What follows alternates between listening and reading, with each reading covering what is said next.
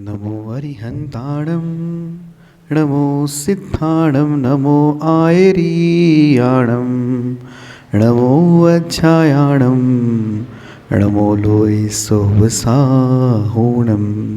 अनंत अनंत परम सिद्ध भगवान की, 1008 आदिनाथ भगवान की, अंतिम तीर्थेश भगवान महावीर स्वामी की, आचार्य भगवान गुरुवर श्री विशुद्ध सागर जी महाराज की, मुनि श्री सुप्रभ सागर जी महाराज की, मुनि श्री प्रणत सागर जी महाराज की जय। जन बंधु, हम सभी यहाँ उपस्थित हुए हैं लोकप्रिय कार्यक्रम सम्यक समाधान के लिए। एक ऐसा कार्यकारी उपाय, एक ऐसा प्लेटफॉर्म, एक ऐसा सॉल्यूशन जिसके माध्यम से हम सभी के मन में जो उठने वाले विकल्प है, कोई जिज्ञासा है, उस जिज्ञासा का समाधान मुनि श्री सुप्रभ सागर जी महाराज के मुखारविंद से हम सभी प्राप्त कर रहे हैं। सौभाग्य के क्षण होते हैं कि अपने मन में उठने वाले विकल्प हम गुरु जी तक पहुंचा सकते हैं और विकल्प का साक्षात समाधान, सम्यक समाधान मुनि श्री के मुखारविंद से हम सभी प्राप्त कर सकते हैं। चतुर्थ काल में यह व्यवस्था थी।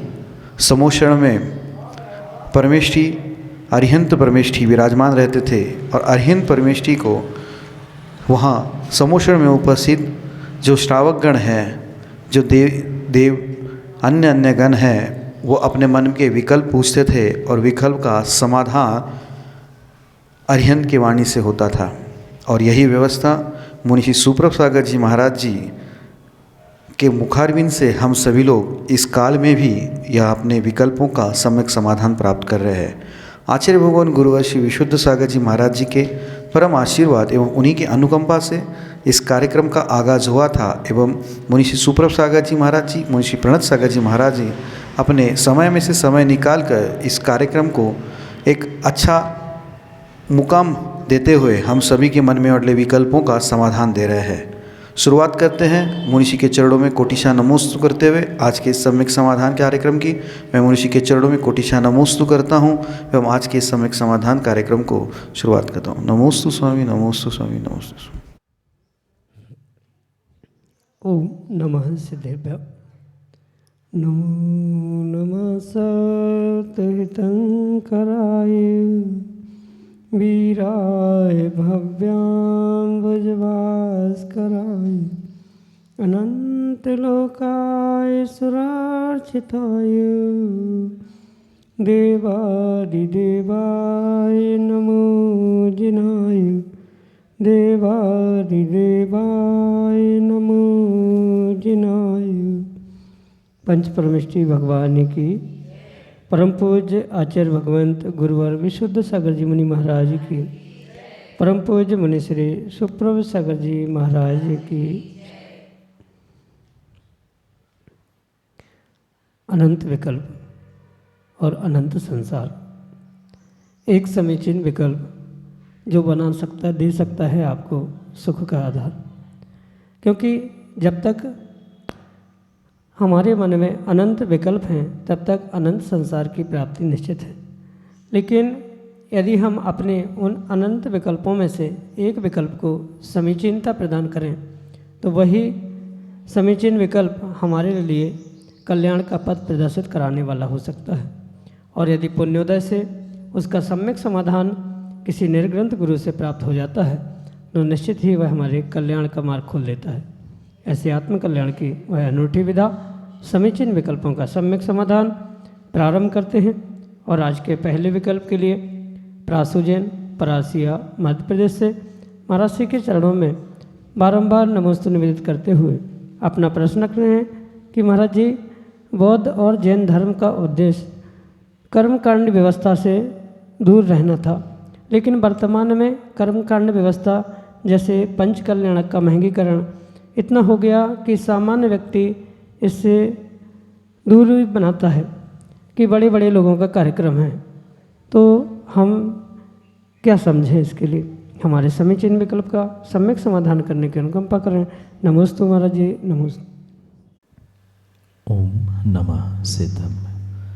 परम पूज्य आचार्य भगवान गुरुवर विशुद्ध सागर जी महाराज की, परम पूज्य मुनि श्री सुप्रभ सागर जी महाराज की जय। ये परम सत्य है कि जैन दर्शन और ऐसे अनेक दर्शन हुए जो इन क्रियाकांडों से दूर होने की शिक्षा प्रदान करते, पर यहाँ ये विवेक सभी को रखने की आवश्यकता है कि क्रियाकांड से रहित होने का मतलब ये नहीं है कि क्रियाकांड से बिल्कुल शून्य होते हुए ही मात्र भाव प्रधानता से कार्य करना। जहाँ कोई भी क्रिया होगी, कार्य होगा, वहाँ नियम से कर्मकांड क्रियाकांड अवश्य ही देखने में आए।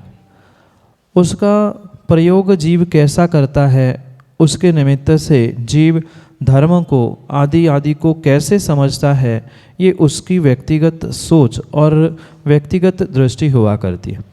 जब तक जीव जैन दर्शन के इस अनेकांत को नहीं समझेगा, तब तक किसी भी प्रकार से वह इस धर्म की क्रियाओं को, धर्म के सार को ग्रहण नहीं कर सकता। इसलिए भले ही हमारे पूर्वाचार्यों ने, तीर्थंकर भगवंतों ने जैन धर्म को कर्मकांडी नहीं कहा, ज्ञान कांड से युक्त ही कर्म क्रिया इसको प्राप्त करने का अवश्य ही उपदेश दिया है, पर इसे हमें दोनों अपेक्षा से यानी व्यवहार पक्ष, निश्चय पक्ष आदि से ही समझने की आवश्यकता है।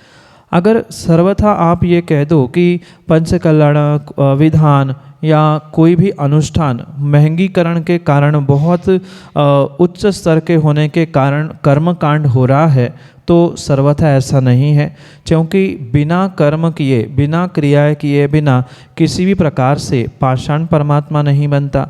किसी दिगंबर मुद्रा को धारण करने वाले निर्ग्रंथ गुरु की दीक्षा हो या छोटा सा अनुष्ठान भी क्यों ना हो, वहाँ पर कर्म क्रिया ये होना आवश्यक ही हुआ करते हैं। तभी वह कर्म कांड के साथ ज्ञान कांड और ज्ञान कांड के साथ कर्म कांड, इन दोनों को अनेकांत से समझे बिना नहीं समझ में आ सकता।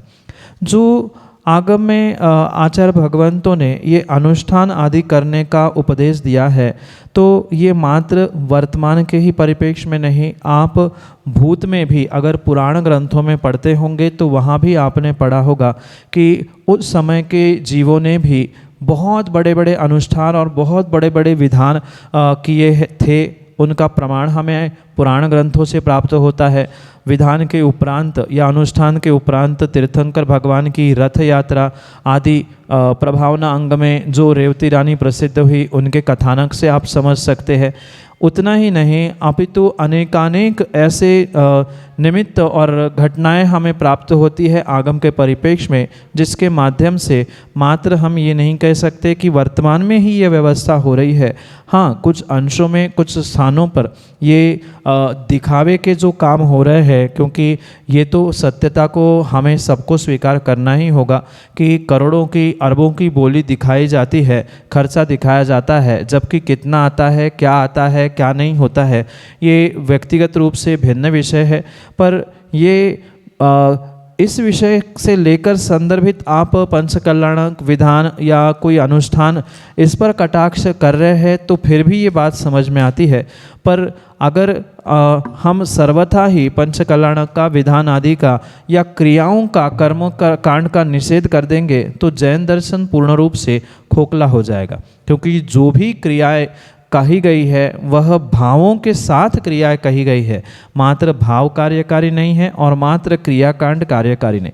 ज्ञान कांड के साथ ज्ञान को समझते हुए, क्रियाओं के पीछे के कारण को समझते हुए अगर क्रिया की जा रही है, भावों की विशुद्धि के लिए की जा रही है, भले ही उसके लिए धन पैसा कितना ही खर्च हो रहा हो ये मायने नहीं रखता, पर वहाँ उन दोनों का अगर बैलेंस नहीं है तो कभी भी जैन दर्शन का अनेकांत आप समझ नहीं सकते।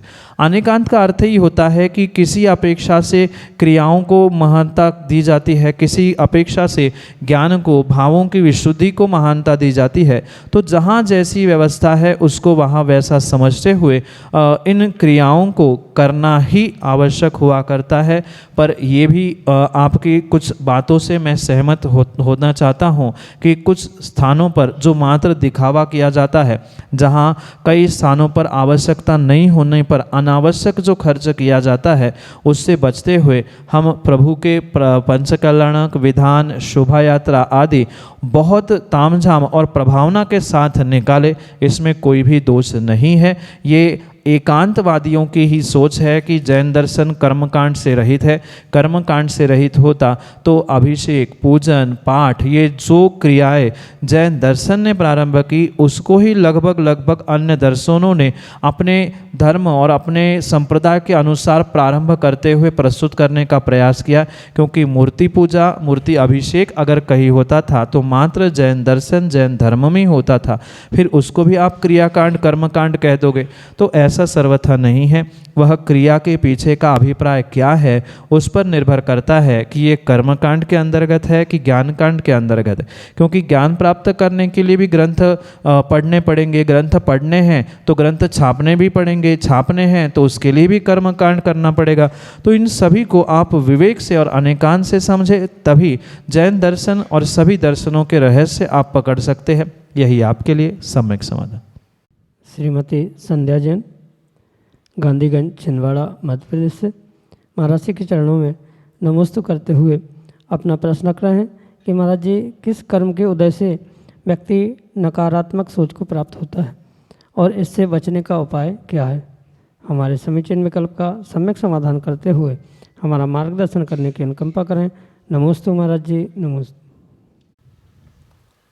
जीव अगर सतत नकारात्मक सोच और नकारात्मक दृष्टि को लेकर ही अपने जीवन में वो प्रारंभ करता है या प्राप्त करता है, वहाँ पर ये अवश्य समझना होगा कि कहीं ना कहीं उसके पाप कर्म का तीव्र उदय चल रहा है।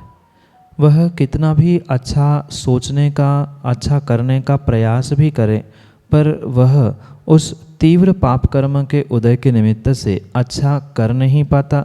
करना तो फिर भी समझ में आता है, पर अच्छा सोच भी नहीं पाना, ये भी पाप कर्म के उदय से ही हुआ करते। क्योंकि पाप कर्म एक प्रकार का नहीं हुआ करता। प्रत्येक मूल प्रकृति के अंतर्गत आचार्य भगवंतों ने पाप प्रकृतियों को रखा है। प्रत्येक उन 8 मूल प्रकृतियों के अंतर्गत जो भिन्न भिन्न प्रकार के पाप कर्म कहे हैं, जैसे वेदनीय के अंतर्गत असाता वेदनीय है, ज्ञानावरणी, दर्शनावरणी, ये स्वयं ही जब तीव्र उदय में रहते हैं तो वे पाप कर्म के रूप में ही उदय में आते हैं। अन्य भी जो नीच गोत्र है आदि आदि, ये जितने प्रत्येक उन मूल प्रकृतियों के उत्तर प्रकृतियाँ जिन्हें पाप प्रकृतियों में ग्रहण किया जाता है, जैसे नाम कर्म की बहुत सारी पाप प्रकृतियाँ हैं, तो ये पाप प्रकृतियों के तीव्र उदय से दुस्वर नाम कर्म का उदय हो, दुभग नाम कर्म का उदय हो आदि, ऐसे उन पाप कर्म के उदय के निमित्त से ही जीव अच्छा सोचना चाहते हुए, अच्छा करना चाहते हुए भी अच्छा कर नहीं पाता, अच्छा सोच नहीं पाता। ऐसे भी बहुत सारे जीव होते हैं जो ये सोचते हैं, जानते हैं कि मैं ये गलत सोच रहा हूँ, मेरी ये नकारात्मक सोच है, मैं उसे बदलना चाहता हूँ, पर वह मात्र सोच ही पाते हैं, उसे बदलने का प्रयास भी नहीं कर पाते और न प्रयास करने के बारे में वह सोच पाते। ऐसे समय पर उन जीवों को कुछ अंशों में पुण्य कार्य, शुभ कार्य करने की आवश्यकता है। जैसे भगवान का पूजन पाठ कर लेना, जाप आदि कर लेना, जिसके माध्यम से उस द्रव्य के पास यानी मंदिर, भगवान की सन्निधि, गुरु की सन्निधि आदि प्राप्त करते हुए उनके पास पहुँचते ही हमें उनसे पॉजिटिविटी ग्रहण करने की आवश्यकता है। क्योंकि अक्सर ऐसे होता है कि जो नकारात्मक विचार या नेगेटिविटी होती है एकांत में या कुछ ऐसे समय पे आती है, परेशान करती है, जिस समय पर हम किसी अच्छे व्यक्ति, अच्छे इंसान, अच्छे स्थान पर नहीं होते। वही आप अनुभव करना, अगर मंदिर किसी गुरु, किसी प्रभु के पास आप पहुंचते हैं, भले ही कुछ मिनट के सही आपको कुछ अच्छा लगता है, कुछ अंदर से ही एक विशेष अनुभूति होती है। ये द्रव्य की, क्षेत्र की, स्थान की प्रत्याशति नज़दीकता हुआ करती है, जिसके कारण से उस उनकी जो विचारधारा है, उनकी जो सोच है, उनकी जो वर्गणाएं है, उससे हम स्वयं प्रभावित होते हुए हमारी भी सोच कुछ सकारात्मक होने की संभावना हो सकती है।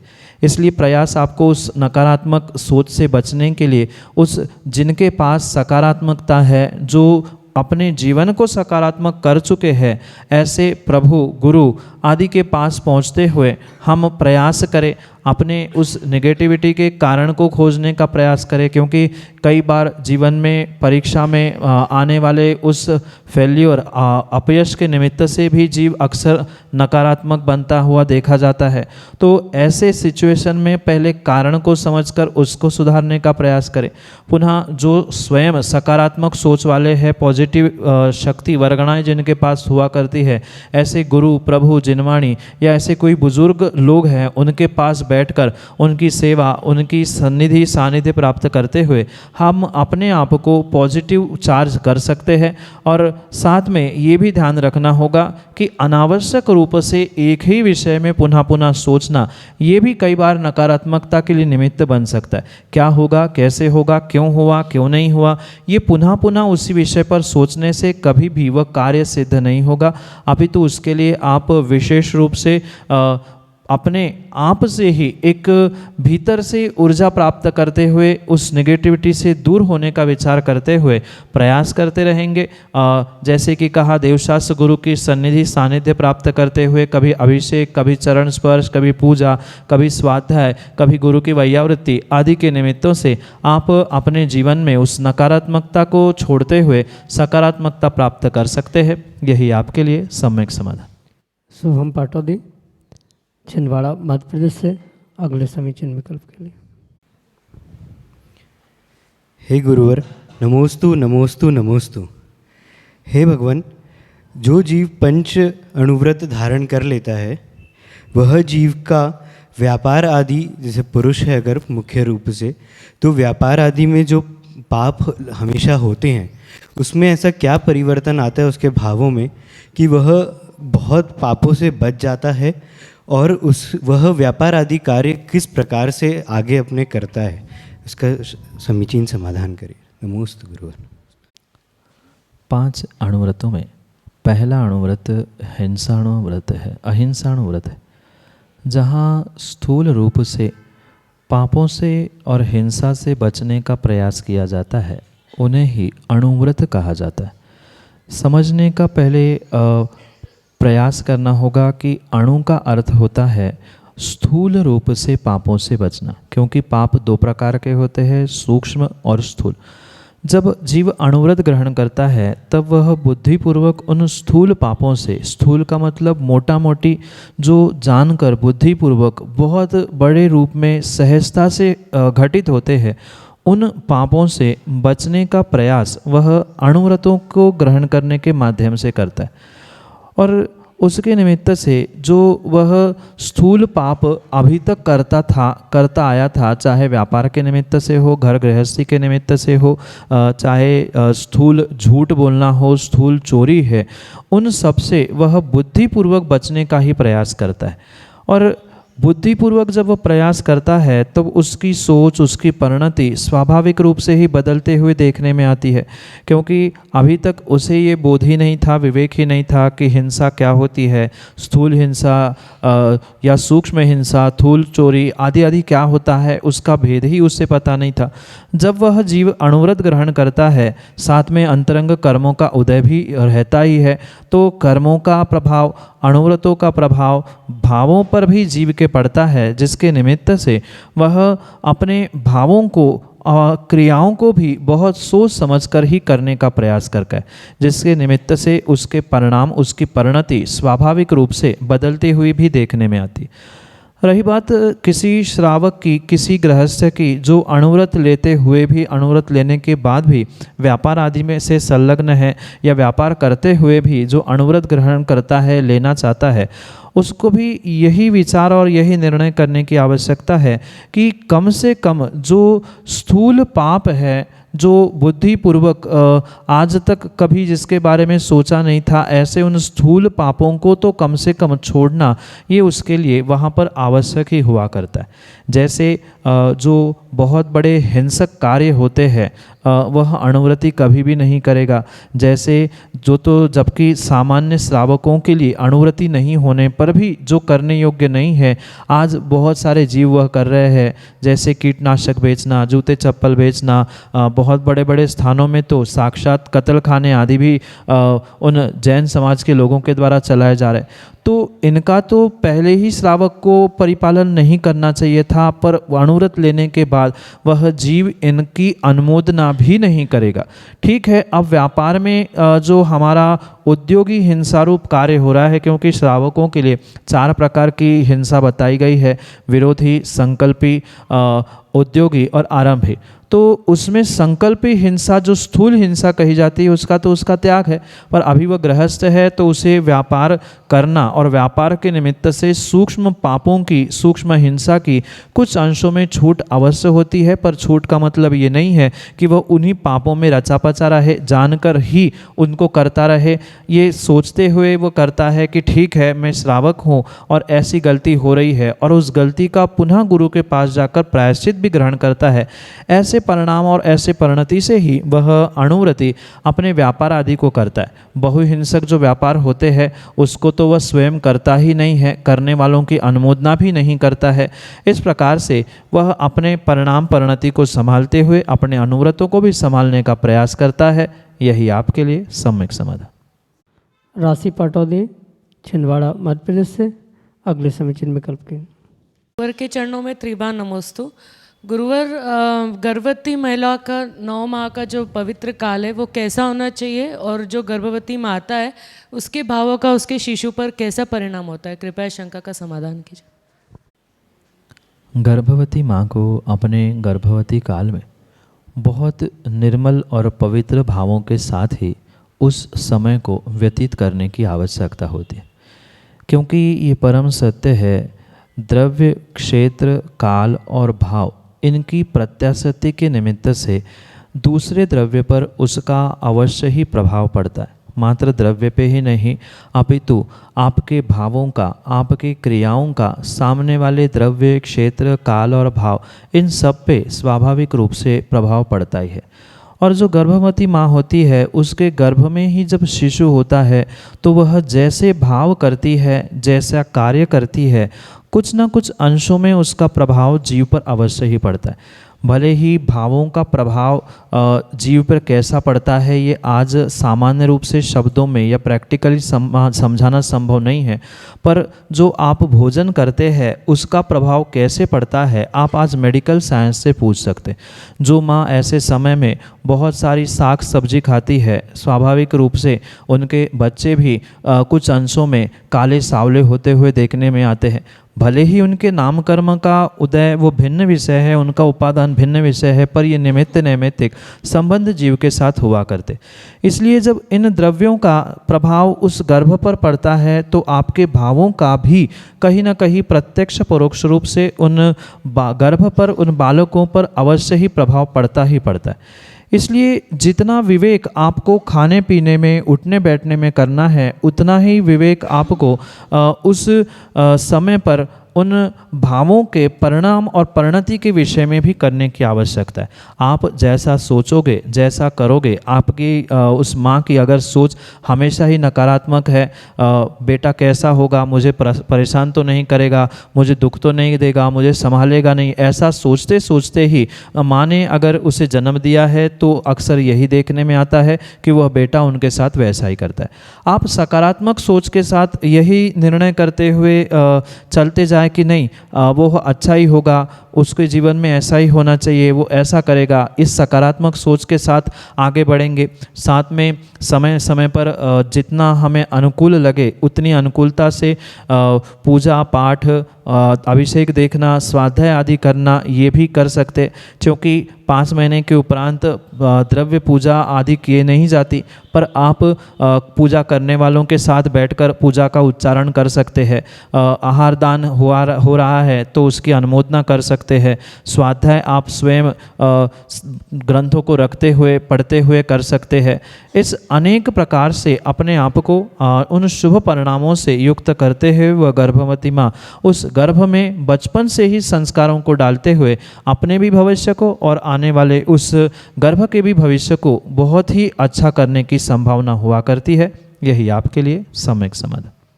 छिंदवाड़ा मध्य प्रदेश से राजेंद्र पाटौदी अपने समीचीन विकल्प के साथ। त्रिवार नमस्तु। गुरुवार, मेरा यह प्रश्न है कि वर्तमान में जैन पाठशाला का किस प्रकार सुधार किया जा सके, जिसमें बच्चों में संस्कार के साथ साथ युवा वर्ग भी उसमें आकर्षित हो सके और अधिक से अधिक जनसंख्या को उसमें अपन जोड़ सके। यह मेरा आपसे। वर्तमान में बच्चों को संस्कारित करने के लिए पाठशालाओं की आवश्यकता नहीं है, अपितु वर्तमान में उन वृद्धों को भी पाठशाला में भेजने की आवश्यकता है जिनको आज तक धर्म का कोई ज्ञान ही नहीं है। क्योंकि वर्तमान में ऐसे बहुत सारे माता पिता हैं जो बच्चों को तो धर्म के संस्कार देने का प्रयास करते हैं, पर उनके लिए स्वयं में कोई भी धर्म के संस्कार नहीं होते। और ये परम सत्य है, जब तक माता पिता बुजुर्ग आदियों में धर्म के संस्कार, धर्म के प्रति रुझान नहीं है, तब तक ये कार्य संभव नहीं। इसलिए मात्र बच्चों के लिए पाठशाला नहीं, अपितु युवाओं के लिए, प्रौढ़ों के लिए, महिलाओं के लिए अपने अपने एज ग्रुप के अनुसार वहाँ पर एक पाठशाला जिसमें बहुत बेसिक नॉलेज धर्म का देने की आवश्यकता है। क्योंकि बहुत बड़े बड़े ग्रंथ तो कहीं भी पढ़ने में आते हैं और कोई भी पढ़ता है, पर सामान्य रूप से जो हमारे जैन दर्शन के मूल सिद्धांत है, उन सिद्धांतों को, उन विषयों को समझाने की आवश्यकता है। और उसको बढ़ाने के लिए अनेक प्रकार से पुरुषार्थ किया जा सकता है। क्योंकि आजकल जैसे स्कूल की भी पढ़ाई भिन्न प्रकार से पढ़ाई जाती है टेक्नोलॉजी के माध्यम से, तो बच्चों को, उन युवाओं को अगर उनकी ही भाषा में, उनकी ही टेक्नोलॉजी में हम जैन दर्शन, जैन धर्म के अगर सिद्धांत सिखाएंगे तो वो भी उस टेक्नोलॉजी के निमित्त से धर्म के प्रति, पाठशालाओं के प्रति आकृष्ट होने की संभावना है। जैसे स्कूल कॉलेज के माध्यम से वर्तमान में बहुत सारी पढ़ाई के तरीके भी बदल चुके हैं, टीचर्स का बिहेवियर बदल चुका है, ऐसे ही पाठशाला में भी जो पढ़ाने वाले हैं, पढ़ाने वालों का तरीका है, उन सबको बदलते हुए युवाओं को और विशेष करके उन बालकों को जो धर्म से किंचित भी जुड़े नहीं हैं, उनके संस्कारों के माध्यम से उनको धर्म के प्रति, धर्म के सिद्धांतों के और रहस्य के प्रति अवश्य ही जोड़ा जा सकता है। जैसे मात्र संख्या में पाठशाला या पाठशाला के विद्यार्थियों को बढ़ाने से काम नहीं होगा, उनका एक नैतिक मूल्य भी बढ़ाने की आवश्यकता है। ये जिम्मेदारी धर्म के प्रति उनकी क्यों है, कैसे है आदि समझाते हुए, कुछ गुणात्मक परिवर्तन करते हुए, वर्तमान के टेक्नोलॉजी का, तरीकों का प्रयोग करते हुए अगर उनको, और मात्र बच्चों को और युवाओं को ही नहीं, उनके माता पिताओं को भी इनको समझाने का प्रयास किया जाए, उनके लिए भी पाठशाला खोली जाए, तो ये सब कुछ होना संभव हो सकता है। यही आपके लिए सम्यक समाधान। 7075488811 यह हमारा व्हाट्सएप का नंबर है। अगर आप यहाँ साक्षात उपस्थित होकर मुनीषी तक अपने विकल्प पहुँचा सकते हो, या मोबाइल के माध्यम से भी आप अपने विकल्प हम तक पहुंचा सकते हो। ये व्हाट्सएप का नंबर है। व्हाट्सएप पे हम नंबर रिपीट कर रहे हैं एक बार, 8707548811। इस नंबर पे आप अगर ऑडियो मैसेज, वीडियो मैसेज या टेक्स्ट मैसेज के माध्यम से अपना विकल्प भेज सकते हैं। अगर किसी को टाइपिंग में इश्यू है, अगर कोई टाइप नहीं कर पा रहा है, तो कागज़ पेन पे अपना नाम लिख के, अपना विकल्प लिख के, उसकी फ़ोटो आप इस नंबर पे भेज दीजिए। मुनीषी तक इसको पूरे विकल्पों को एकत्रित करके मुनीषी तक पहुंचा जाएगा और मुनीषी के मुखारविंद से हम सभी लोग उस विकल्प का सम्यक समाधान प्राप्त करेंगे। प्रतिदिन यह कार्यक्रम ठीक 5:13 पे यूट्यूब चैनल सुप्रभ वाच के माध्यम से प्रसारित होता है। सुप्रभ मुनि श्री सुप्रभ सागर जी का नाम, वाणी का पर्यायवाची नाम ओवाच, सुप्रभ ओवाच यह यूट्यूब चैनल का नाम है। आप उसके माध्यम से यह कार्यक्रम घर बैठे यूट्यूब के माध्यम से देख सकते हैं। प्रतिदिन ठीक 4 बजे आदिनाथ टीवी चैनल के माध्यम से इस कार्यक्रम का प्रसारण होता है। आप सभी लोग घर बैठे आदिनाथ टीवी चैनल के माध्यम से भी इस कार्यक्रम का लाभ ले सकते हैं। प्रतिदिन ठीक शाम को 7:40 पे जिनवाणी टीवी पे मुनीषी के प्रवचन का प्रसारण होता है। आप सभी लोग घर बैठे टीवी के माध्यम से, जिनवाणी टीवी के माध्यम से मुनीषी के प्रवचन का लाभ ले सकते हैं। प्रतिदिन 2:30 पे 2:30 बजे आदिनाथ टीवी चैनल के माध्यम से भी मुनीषी के प्रवचन का प्रसारण होता है। आप सभी लोग आदिनाथ टीवी चैनल के माध्यम से भी मुनीषी के प्रवचन का लाभ ले सकते हैं। आज के लिए इतना ही। मुनीषी के चरणों में कोटिशा नमोस्तु करते आज के सम्यक समाधान कार्यक्रम को यहीं पे विराम देते हैं। नमोस्तु नमोस्तु नमोस्तु।